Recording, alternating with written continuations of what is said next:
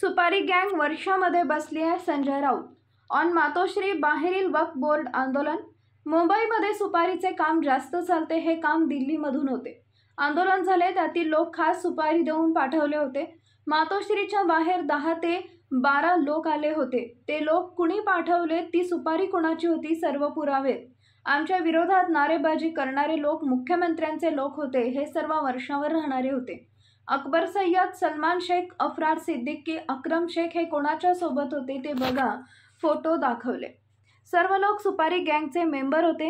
ही सुपारी गँग वर्षामध्ये किंवा मंत्रालयाच्या 6व्या माळ्यावर बसली आहे. ठाण्यात देखील जे झालं ते देखील सुपारी दिलेली होती. सुपारीचा खेळ वर्षा, मंत्रालय, 6वा माळा आणि ठाण्यातून चालते. वक्फ बोर्ड हे विधायक चर्चेसाठी गेलाय. चर्चा होईल, पण त्या अगोदर मुंबई महाराष्ट्रामधील वातावरण खराब करण्यासाठी काही मुस्लिम व्यक्ती मातोश्रीवर पाठवले होते. मातोश्रीच्या बाहेर आंदोलन केलेले सर्व हे मुख्यमंत्री यांच्या सोबत आहेत. हिंदुत्व सोडलं आम्हाला सांगताय ना, मग हे काय? ऑन ठाणे राडा. ठाण्यात काळोख्यात ताफ्यावर हल्ला केला होता. ते एकही ठाण्यातील नव्हते. सर्व लोक सुपारी देऊन बाहेरून आणले होते. सत्ता तुमच्या हातात आहे म्हणून तुम्ही हे करत आहात ना. 2 महिन्यात सत्ता आमच्याकडे येईल, तेव्हा बघू कोणाच्या बिळात किती लपणार आहात.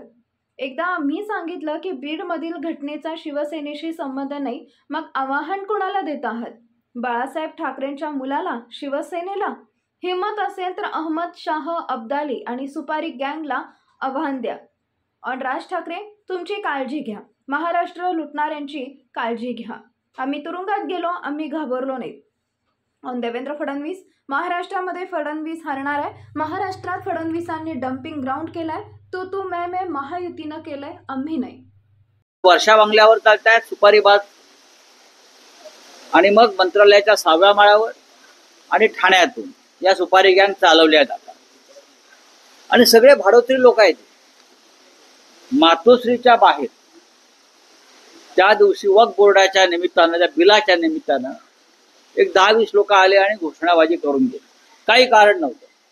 अद्याप हा कायदा किंवा हे बिल, या बिलातल्या सुधारणा, त्याच्यावर पार्लमेंटला चर्चा व्हायची आहे. हे विधेयक चर्चेसाठी गेलेलं आहे संयुक्त संसदीय समिती म्हणजे JPC कडे. त्या कमिटीवर सगळ्या पक्षाचे लोक असतात, त्यांचेही असतील. त्या चर्चा होईल ना.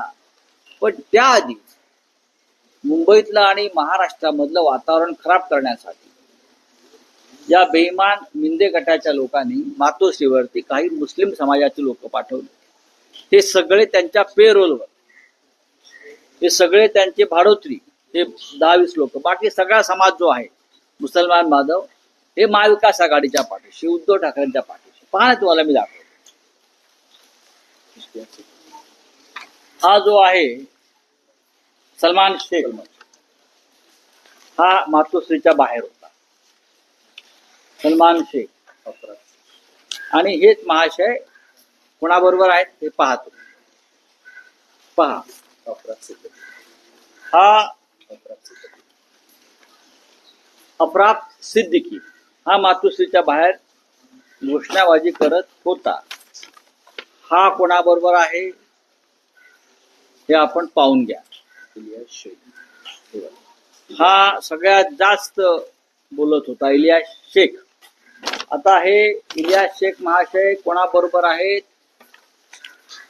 समजून घ्या. इलियास शेख बघा तुम्ही, हे असे भाडोत्री लोक. हे महाशय आहेत अक्रम शेख, हे होते त्या मोर्चामध्ये आंदोलनात.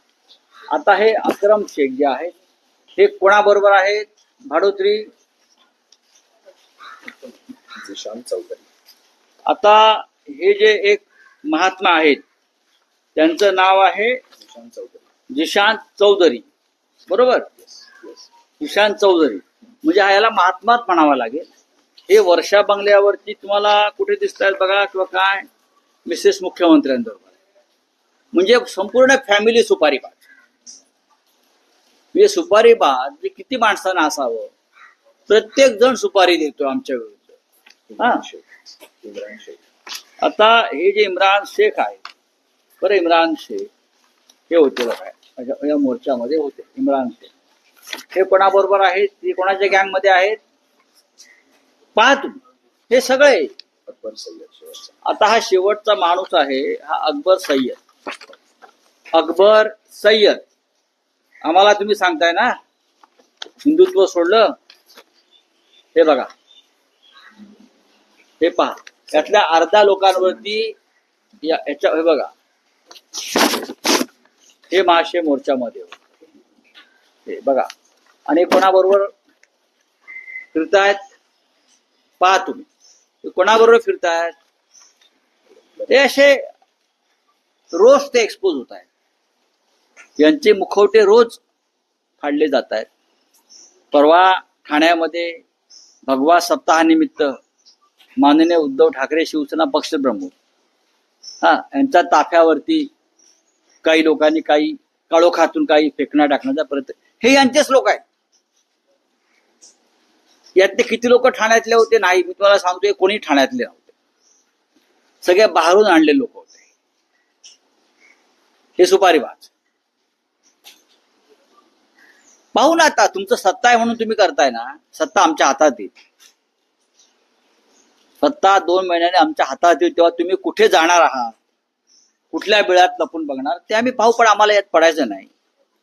अहमद शाह अब्दाली महाराष्ट्रामध्ये मराठी माणसात भांडण लावायचा प्रयत्न करतो, जे पानिपतावर झालं होतं. आणि त्याला हे सगळे सुपारीबाज बळी पडतात.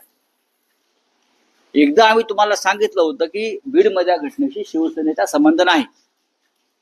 मग आव्हानं कसली देते आम्हाला. आम्ही अधिकृतपणे सांगितलं शिवसेनेचा संबंध नाही. आव्हानं देत आहे. आणि कोणाला देत आहे आव्हान? बाळासाहेब ठाकरेंच्या मुलाला किंवा शिवसेनेला. ज्याने शिवसेना चोरली ते, आणि ते त्यांचं एकमेकाचं समर्थन करतायत, चोर चोराचं समर्थन करतायत. पण काही हरकत नाही. आम्हाला महाराष्ट्रामध्ये मराठी माणसामध्ये भांडणं लावायची नाही. आणि कुणी लावत असेल तर आम्हाला ते मान्य नाही.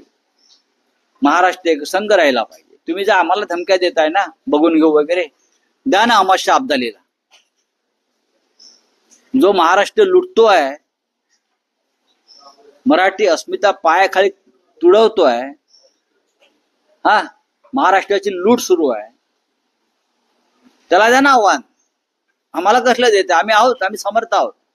हिंमत असेल तर महाराष्ट्र लुटणाऱ्या अहमद शाह अब्दाली आणि त्याच्या सुपारी गँगला आव्हान द्यायची भाषा करा. हिंमत असेल तर तिकडे शेपट्या घालता.